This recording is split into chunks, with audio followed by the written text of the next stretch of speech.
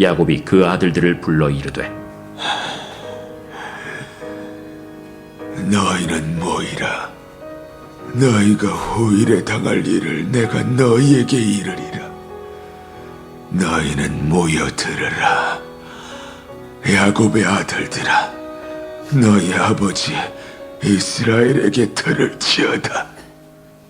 루벤아, 너는 내 장자요, 내 능력이요, 내 기력의 시작이라. 위풍이 월등하고 권능이 탁월하다마는 물이 끓음 같았은즉 너는 탁월하지 못하리니, 내가 아버지의 침상에 올라 더럽혔음이로다. 그가 내 침상에 올랐었도다. 시므온과 레위는 형제여, 그들의 칼은 폭력의 도구로다. 내 호나 그들의 모의에 상관하지 말지어다. 내 영광아, 그들의 집회에 참여하지 말지어다.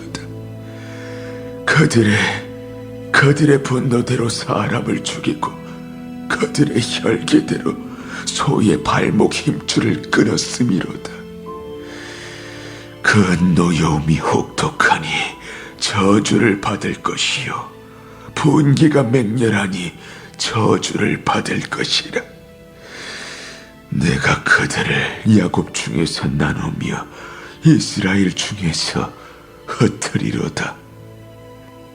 유다야, 너는 내 형제의 찬송이 될지라.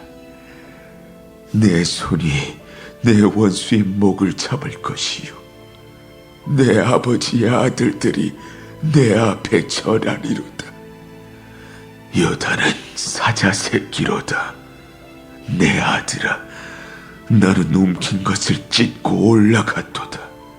그가 엎드리고 웅크림이 수사자 같고 암사자 같으니 누가 그를 범할 수 있으랴. 규가 유다를 떠나지 아니하며 통치자의 지팡이가 그 발 사이에서 떠나지 아니하기를 실로가 오시기까지 이르리니 그에게 모든 백성이 복종하리로다. 그의 나귀를 포도나무에 매며 그의 암나귀 새끼를 아름다운 포도나무에 맬 것이며, 또 그 옷을 포도주에 빨며 그의 복장을 포도즙에 빨리로다. 그의 눈은 포도주로 인하여 붉겠고 그의 일은 우유로 말미암아 희리로다. 스불론은 해변에 거주하리니 그곳은 뱀에는 해변이라. 그의 경계가 시돈까지리로다. 이사갈은 양의 우리 사이에 꿇어 앉은 건장한 나귀로다. 그는 쉴 곳을 보고 좋게 여기며 토지를 보고 아름답게 여기고 어깨를 내려 짐을 메고 압제 아래에서 섬기리로다.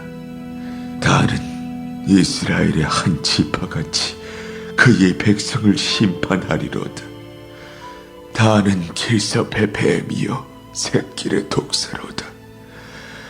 말굽을 물어서 그 탄자를 뒤로 떨어지게 하리로다. 여호와여, 나는 주의 구원을 기다리나이다. 갓은 군대의 추격을 받으나 도리어 그 뒤를 추격하리로다. 아셀에게서 나는 먹을 것은 기름진 것이라. 그가 왕의 수라상을 차리리로다. 납달리는 노인 암사슴이라. 아름다운 소리를 바라는도다. 요셉은 무성한 가지, 곧 샘 곁에 무성한 가지라. 그 가지가 담을 넘었도다. 활 쏘는 자가 그를 학대하며 적개심을 가지고 그를 쏘았으나 요셉의 활은 도리어 굳세며 그의 팔은 힘이 있으니 이는 야곱의 전능자 이스라엘의 반석인 목자의 손을 힘입음이라. 내 아버지의 하나님께로 말미암나니 그가 너를 도우실 것이요 전능자로 말미암나니 그가 내게 복을 주실 것이라. 위로 하늘의 복과 아래로 깊은 샘의 복과 젖먹이는 복과 태의 복이리로다. 내 아버지의 축복이 내 선조의 축복보다 나았어. 영원한 산이 한없음같이 이 축복이 요셉의 머리로 돌아오며 그 형제 중 뛰어난 자의 정수리로 돌아오리로다. 베냐민은 물어뜯는 일이라. 아침에는 빼앗은 것을 먹고 저녁에는 움킨 것을 나누리로다. 이들은 이스라엘의 12지파라. 이와 같이 그들의 아버지가 그들에게 말하고 그들에게 축복하였으니 곧 그들 각 사람의 분량대로 축복하였더라. 그가 그들에게 명하여 이르되 내가 내 조상들에게로 돌아가리니 나를 햇사람 에브론의 밭에 있는 굴에 우리 선조와 함께 장사하라. 이 굴은 가나안 땅 마므레 앞 막벨라 밭에 있는 것이라. 아브라함이 햇사람 에브론에게서 밭과 함께 사서 그의 매장지를 삼았으므로 아브라함과 그의 아내 사라가 거기 장사되었고 이삭과 그의 아내 리브가도 거기 장사되었으며 나도 레아를 그곳에 장사하였노라. 이 밭과 거기 있는 굴은 햇사람에게서 산 것이니라. 야곱이 아들에게 명하기를 마치고 그 발을 침상에 모으고 숨을 거두니 그의 백성에게로 돌아갔다.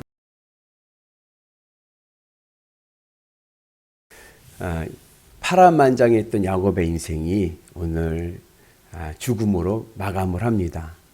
그런데 그 죽음 앞에서 자녀들을 모아놓고 마지막 유언을 하지요.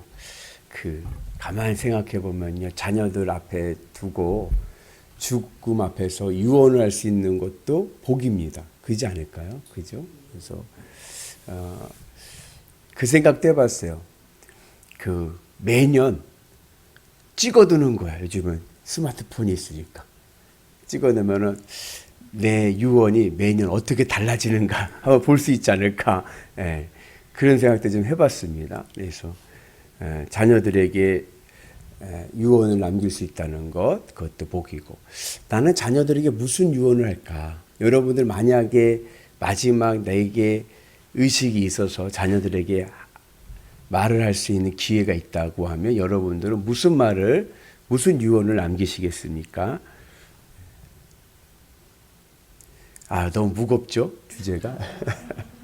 오늘 이제 12아들들에 대한 유언을 하는데 독특한 것이 있어요. 그건 뭐냐면, 세 아들에 대한 유언이 이게 조금 이상합니다. 그러니까 유언을 하면 여러분 당연히 생각을 해보세요. 자녀들에게 마지막 말을 남긴다고 하면은 무슨 말을 남기겠어요? 축복하는 말을 남기겠죠. 좋은 말을 남겨주겠죠. 그런데 그 야곱의 자녀들 중에 3명에게는 이건 축복이 아니라 이건 저주인 거예요. 그래서 그 3명이 누구냐면 장남 루벤, 그리고 시므온, 레위, 이 3아들은 아버지가 마지막 돌아가시면서 남긴 유언이 이게 축복이 아니라 저주가 되었습니다. 그래서 왜 그랬느냐? 루벤은 장남인데 아버지의 첩을 건드렸죠. 서모 빌하를 겁탈했습니다. 그래서 저주를 받게 되고, 그리고 시므온과 레위는 그 세겜에서 살 때에 외동딸이 하나 있었죠. 야곱의 외동딸 디나가 그 세겜 추장의 아들에게 겁탈을 당하죠. 그때에 이 시므온과 레위는 디나하고 같은 배에서 태어난 동생이거든요. 여동생. 그러니까는 이 오빠들이 가만히 있지 않고 할례를 요구하도록 하고 해서 그 세겜 남자들을 죽이는데 앞장섰던 주동자들입니다. 근데 그 일로 인해서 야곱이 굉장히 어려움을 많이 당했죠. 그래서 이 사건으로 인해서 이제 시므온과 레위가 저주를 받게 됩니다. 여러분들 욕 잘하시나요? 네. 여러분들은 욕하실 때 뭐라고 잘 욕하세요? 여러분들에게 있어서 가장 센 욕이 뭡니까? 이게 센 욕이죠. 네, 제일 센 욕. 하면 너무 미국에서 영미권 미국에서 가장 센 욕 중에 하나가 뭔지 아시나요? 가댐이에요. 가댐 들어보셨나요? 가댐 하면 아주 가장 혐오스러울 때 하는 욕 중에 하나입니다. 뜻이 뭐냐면 하나님의 저주나 받아라 이거예요. 하나님의 저주. God, 하나님, damn, 저주, 하나님의 저주 받을 놈. 그러니까는 미국인들 사람들이 가장 혐오스러운 가장 큰 욕이 하나님으로부터 저주받는 건데 야곱이 자녀들에게 저주를 한다는 건 참 힘든 일 아닙니까? 그죠? 바라기는 우리는 자녀들을 저주하지 않고 자녀들을 축복할 수 있는 은혜가 있기를 축복합니다. 그래서 자녀들에게 하나님의 은혜 안에서 온전히 잘 자라게 하시고 하나님의 은혜 안에 있게 하셔서 하나님의 축복을 받는 은혜가 있게 축복합니다. 그러니까 축복을 한다는 것은 말 그대로 복을 빌어주는 거예요. 그죠? 내가 복을 주는 게 아닙니다. 나는 복을 빌어주는 거예요. 그 복을 주는 주체가 누구예요? 하나님이죠. 여기 아주 주의해야 될 점이 있습니다. 복은 내가 주는 게 아니기 때문에 내가 하는 축복이 공수표가 안 되도록 하는 게 중요합니다. 우리는 공수표를 너무 많이 남발할 때가 있어요. 내 마음대로, 내 생각대로, 내 주체로 그냥 복을 막 선포해.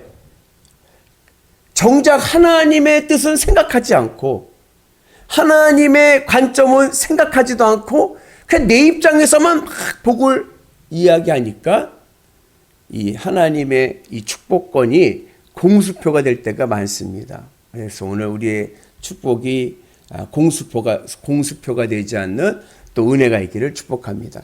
우리가 자녀들 위해서 축복을 해주고 그 축복이 정말로 이루어지는 은혜가 있기 위해서는 우리가 몇 가지 우리가 자녀들을 축복할 때 생각해야 될 것이 있습니다. 오늘 야곱이 자녀들에게 축복을 하면서 한 요지는 뭐냐?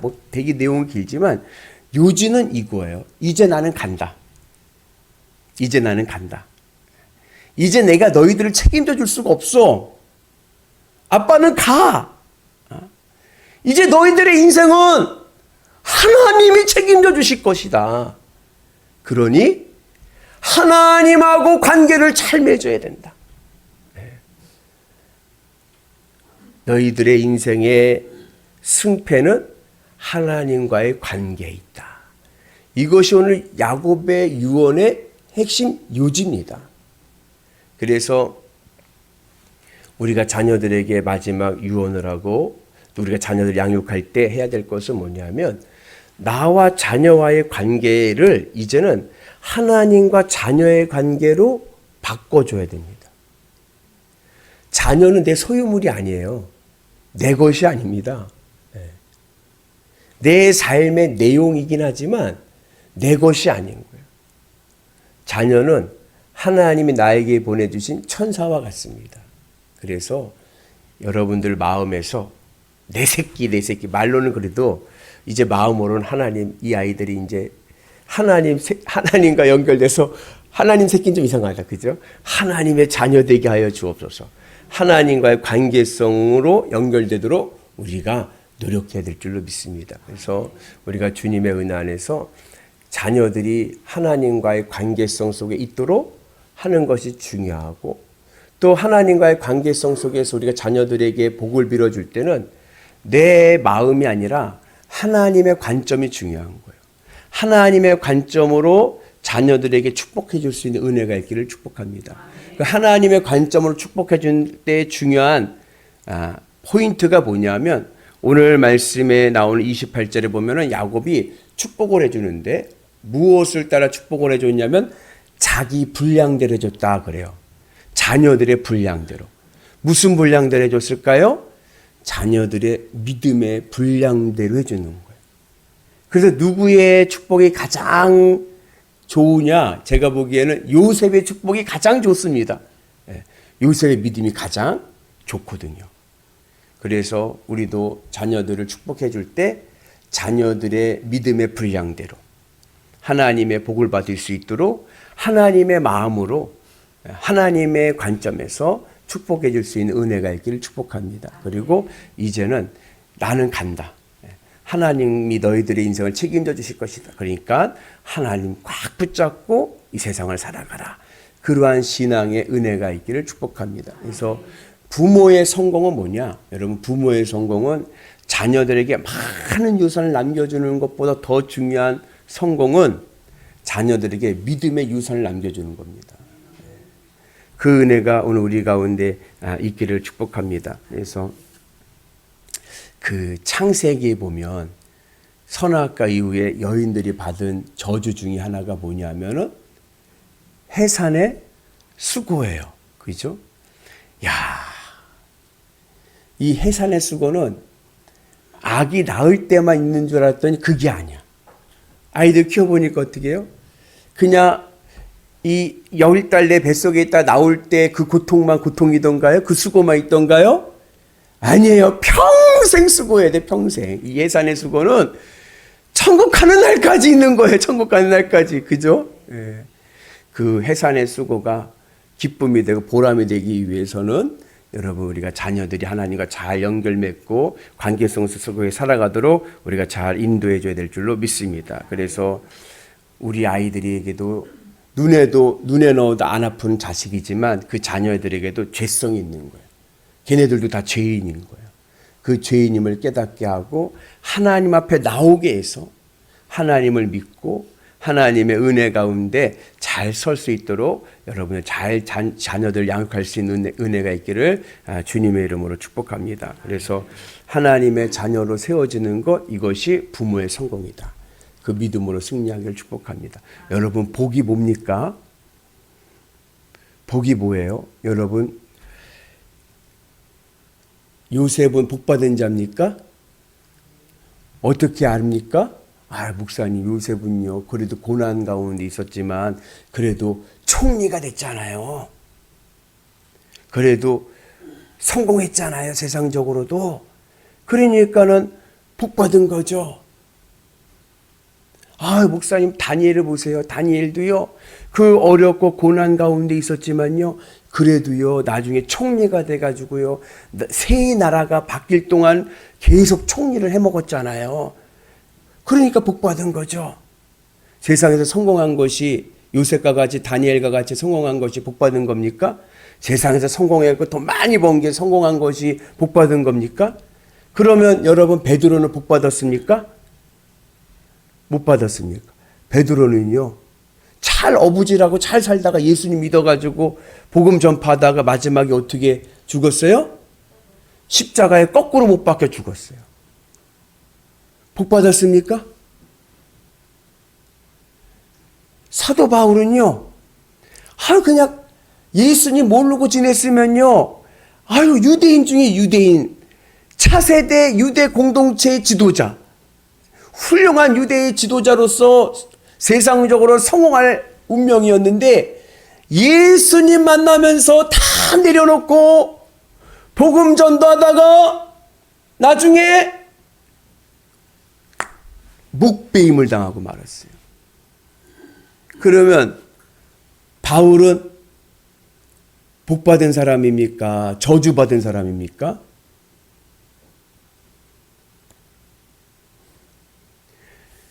예수 안 믿고 나쁜 짓 해가지고 세상에서 돈 많이 벌어서 좋은 차 타고 좋은 집에서 떵떵거리다가 살아가는 것이, 그러다 인생을 마감한 것이 복받은 인생입니까? 아니면 사업에 실패해서 사업은 망했지만 그로 인해서 예수님을 믿게 되어서 구원받은 것이 복받은 것입니까? 정말로요? 제가 재미난 얘기, 예전에 실화인데, 이거 어느 목사님 한 얘기 제가 여러 번 얘기했는데, 그런 간증을 하는 거예요. 어느 목사님이 하신 거예요. 그 교회 교인 권사님 이야기예요. 권사님이 기도 제목이 뭐냐면은 우리 남편도 예수 믿게 하옵소서. 이게 늘 기도 제목이, 우리 남편도 예수 믿게 하옵소서. 근데 남편이 사업을 하느라고 너무 바빠가지고 예수님을 믿을 수가 없는 거예요. 근데 늘 그 권사님의 기도는 우리 남편 예수 믿고 구원받게 하옵소서. 근데 하루는 그 권사님이, 아내 권사님이 얼굴이 그냥 활급해가지고서는 너무 신나갖고 목사님을 찾아왔어요. 그리고 하는 말이, 목사님, 이제 우리 남편이요, 예수님 믿게 됐어요. 예수님 믿을 수 있게 됐어요. 너무 좋아하는 거예요. 그래서 목사님이, 아니, 어떻게 그렇게 됐어요? 그랬더니, 우리 남편 사업이 망했어요. 이제는 갈 데가 없어요. 교회밖에 없어요. 그게 복입니까? 이제는 복의 패러다임이 바뀌어야 돼요. 구약과 신약의 패러다임이 다릅니다. 구약에서의 복은 현세적이에요. 이 땅에서 잘 먹고 잘 사는 게 복입니다. 유대인들 보세요. 유대인들은 신약을 안 믿어요. 유대인들이 가지고 있는 성경은 구약 성경만입니다. 그네들은 굉장히 현세적이죠. 이 땅에서 배부르면 그러면 된 거예요. 그런데 회개하라, 천국이 가까이 왔느니라. 예수님이 오시고 나서 복의 패러다임이 바뀐 거예요. 진짜 복은 뭔지 아세요?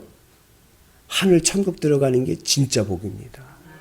그거 언제 깨달아요? 죽을 때 깨닫는 거예요. 죽을 때. 하나님 심판대 앞에 설 때. 근데 그때는 늦은 거예요.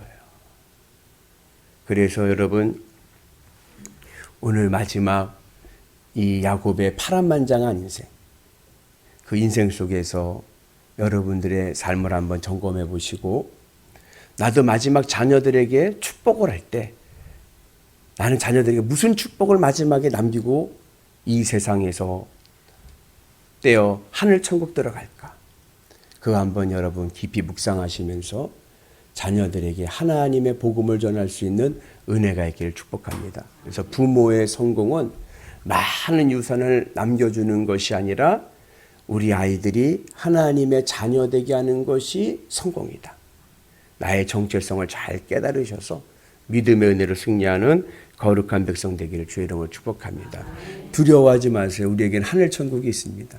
천국의 기쁨이 있습니다. 그래서 여러분들 주님의 은혜 안에서 좋은 믿음의 가문을 세우시고, 또 제가 하나 팁을 드린다고 하면, 자녀들의 신앙을 지키기 위해서는요, 집에서 교회 흉을 보면 안 돼요.